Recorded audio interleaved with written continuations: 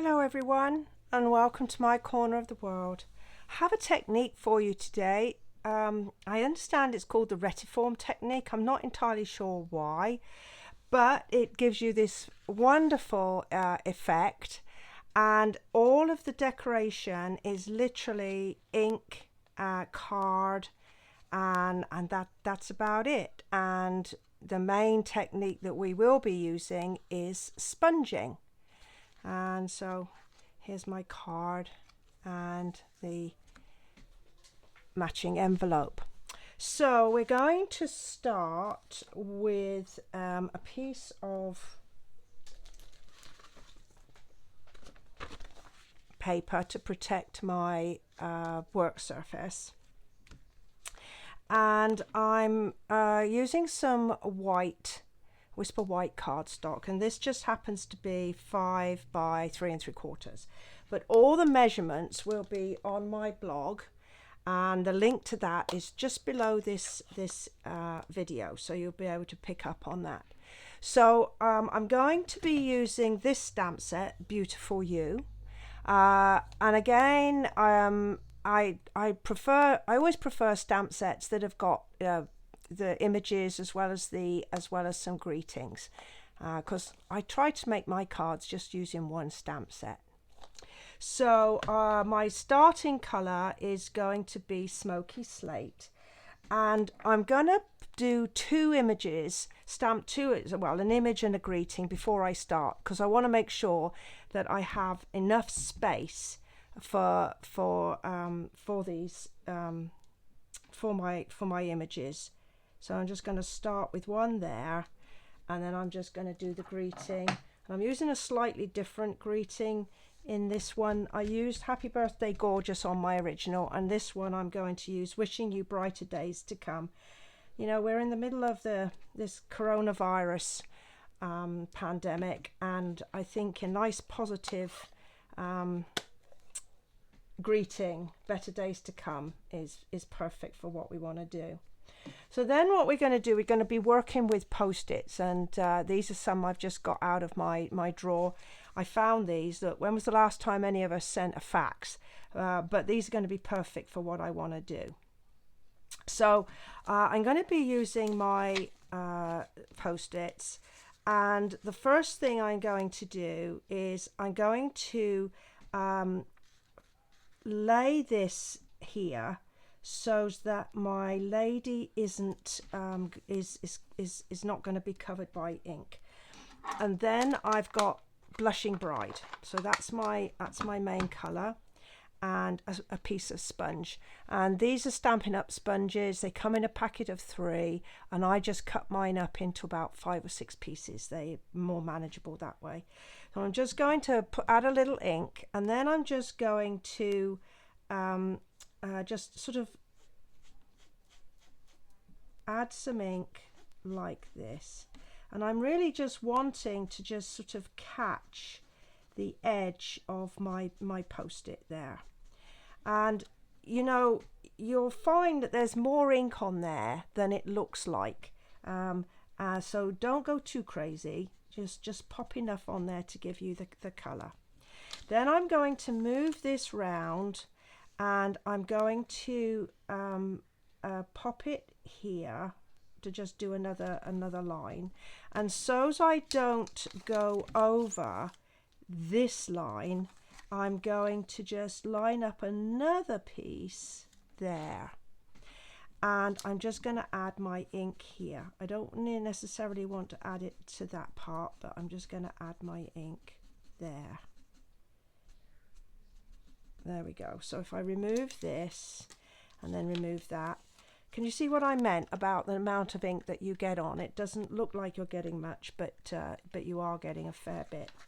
My next place is I'm going to pop it here. I'm going to take it across there, and just bring up my colour a little bit there,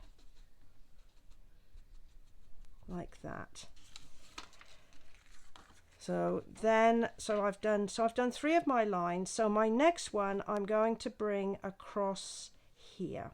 So I'm going to turn it round, And let me see, let's go, let's bring it across here. And I don't want it to go onto that bit there, so I'm just going to mask that off there. And then again, I'm just going to bring some ink across there. Now you can make these pieces, these little segments as big as you like. I'm using some quite big images, so that's why I've got mine quite big. But if you want to use smaller images, then you just go ahead and use the smaller images. So let me see. So I think what I need to do now is I need to bring one down here. So again, I am going to lay, let's see, let me think. I'm going to lay it across like this. Maybe I'll do it a little bit closer to my lady. All right. And again, I don't want to get any ink here. So I'm going to, nope, let's do it the other way. So I'm going to pop that there, lining it up with my ink line. And I don't want to get any ink over here either. So I'm going to mask that off as well. And then just bring in my ink again. And I don't mind getting some of my sponging on my stamped image. That's just fine as far as I'm concerned there. Again, just remove it. And then I think that I'm going to just put my last one here. Let's have it going down like this. And again, I'm going to pop that there to just protect that bit and to protect that bit. And then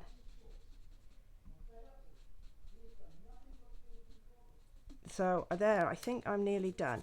Now, having looked at this, I'm thinking that this line here hasn't really got enough ink on it for my taste. So I'm just going to go back and just redo that and just bring this up here. I'm just a little bit heavier ink on there. Okay, so there I have my different segments. So now I'm just going to go and stamp in those segments, and I'm going to be using some more of the ladies' images, and we're going to be using the smoky slate. So I'm going to start by using this lovely stamp, this dancing lady, but again I want to make sure that it doesn't go anywhere that I don't want it to go. So I'm just going to put back my masking pieces, ink up, and I'm going to stamp my lady here like this. So she's in the right place. And then this one, I'm going to stamp another image. So again, I'm going to pop down my pieces, and this time I'm going to use the lady with the little umbrella. So there we go. Let me move this up a little bit. Oh, okay, that's the trouble with using sticky notes. They do stick. And with this one, I'm just mainly just going to have her walking and not quite so much umbrella. Okay, so there's stopped that extra part of the image coming over here. Let's see, where else can I go? So now I'm going to do a little bit with the dancing, another one with the dancing lady. So I'm going to pop it in this one here. So this time I'm going to be masking off all around here. So you can see that you can use the post-its over and over again. And then where's my dancing lady? There she is. So I'm just going to pick up on her like this. Now I'm actually going to do her upside down. I don't have to do her the right way up, but I'm actually going to do her upside down there. And I think I've just got a couple more, yes, I've got a couple more segments to fill. And so let me see, I think I'm going to put my lady with the hat, just going to put her there. So where is my lady with the hat? Let's see, so shall I have her, let's have her like this. There we go. And then I've got one little segment there, and I'm not quite sure what am I going to do with that little segment. Let me think. I'm just going to block that off and block that piece off, and maybe I'm just going to put the lady in the hat that I used as my central one. Maybe I'm just going to put her there. There we go. And I think that's as much as I am going to do. There, yes, I'm going to leave it at that. And so to just finish off my card, I'm going to put it onto a blushing bride layer.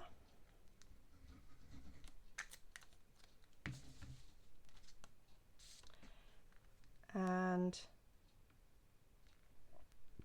then I'm going to pop it straight onto a smoky slate. So I've just picked out my two colors, and I'm not going to do any fancy ribbon work. I know it's very unlike me because I do love my ribbons. I'm not even going to put any bling of any sort on it because there's such a lot going on with this that I don't want to sort of take the focus away from the lovely technique that we've done. So there's my piece on the inside. I've just stamped with the lady again.